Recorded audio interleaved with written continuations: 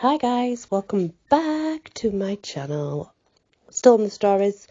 This, obviously the Brothers Grimm we're still on. I have not heard this story, so I'm excited to read it. It's called The Bremen Town Musicians. The Bremen Town Musicians. Once upon a time, a man had an ass, which for many years carried sacks to the mill without tiring. At last, however, its strength was worn out. It was no longer of any use for work. Accordingly, its master began to ponder as to how best to cut down its keep. But the ass, seeing there was mischief in the air, ran away and started on the road to Bremen. B-R-E-M-E-N. It's like Bremen. There he thought he could become a town musician. When he had been travelling a short time, he fell in with a hound, who was lying panting on the road as though he had run himself off his legs. "Well, what are you panting so for, Growler?" said the ass. "Ah," said the hound, "just because I am old, and every day I get weaker, and also because I can no longer keep up with the pack. My master wanted to kill me, so I took my departure. But now, how am I to earn my bread?" "Do you know what?" said the ass. "I am going to Bremen, and shall there become a town musician. Come with me and take your part in the music. I shall play the lute, and you shall beat the kettle drum." The hound agreed, and they went on. A short time after they came upon a cat, sitting in the road, with a face as long as a wet week. "Well, what has been crossing you, Whiskers?" asked the ass. "Who can be cheerful when he is out at ellows?" said the cat. "I am getting on in years, and my teeth are blunted, and I prefer to sit by the stove and purr, instead of hunting round after mice.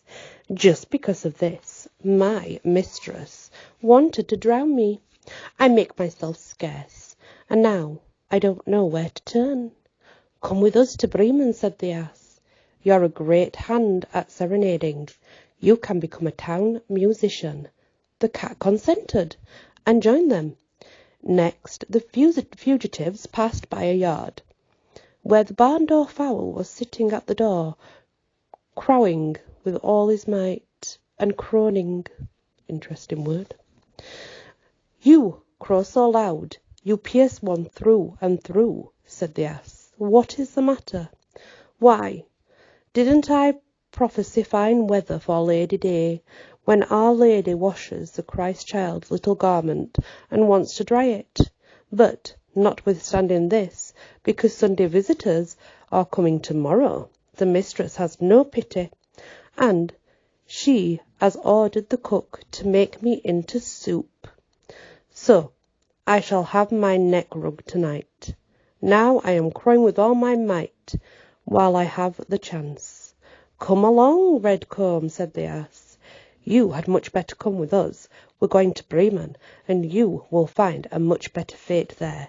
You have a good voice, and when we make music together, there will be quality in it." The cock allowed himself to be persuaded, and they all four went off together.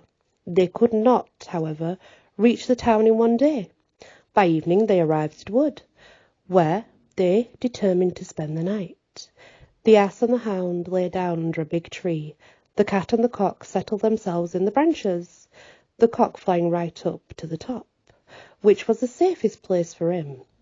Before going to sleep he looked round once more in every direction.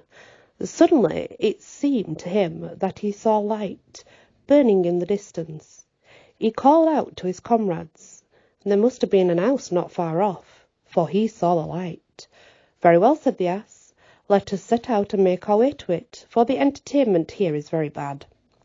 The hound thought some bones or meat would suit him too, so they set out in the direction of the light, and soon saw it was shining more clearly and getting bigger and bigger, till they reached a brightly littered light. I think it's meant to be lighted, but the words change through time and it says littered. Robber's den. The ass, being the tallest, approached the window and looked in. "What do you see?" said Jackass. Asked the Cock. "What do I see?" answered the Ass. "Why, a table spread with delicious food and drink, robbers seated, enjoying themselves." "That would just suit us," said the Cock. "Yes, if we were only there," answered the Ass. The animals took counsel as to how to set about driving the robbers out. At last they hit upon a plan. The Ass was to take up his position with his 4 feet on the window-sill. The Hound was to jump on his back, the Cat climb upon the Hound, and last of all, the Cock flew up and perched on the Cat's head.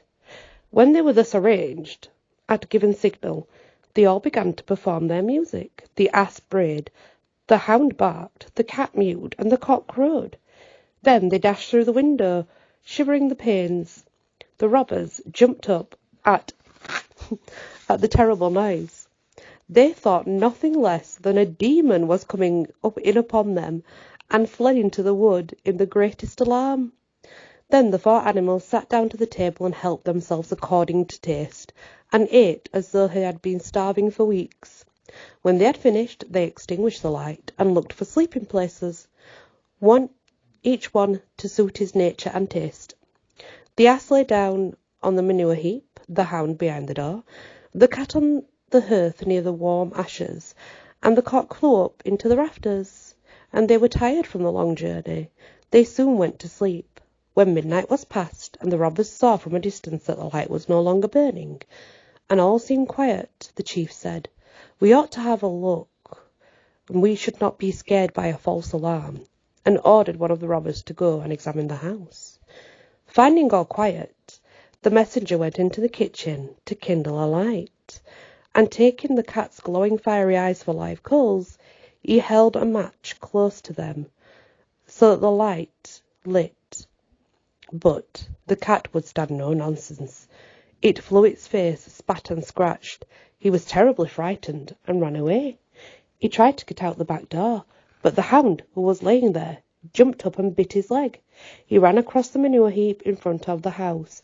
The Ass gave him a good sound kick with his hind legs, while the Cock, who had awoken at the uproar, quite fresh and gay, cried from his perch, "Cock-a-doodle-doo."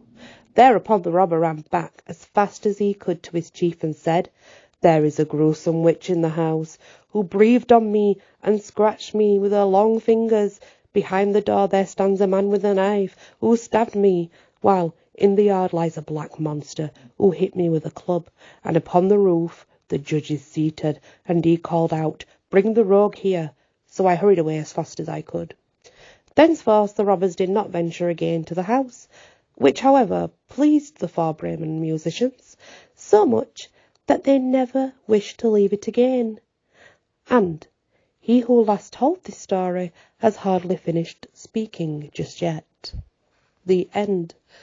That's a really interesting story, and interesting words used, but I like it. It's different. The animals fought back, I guess.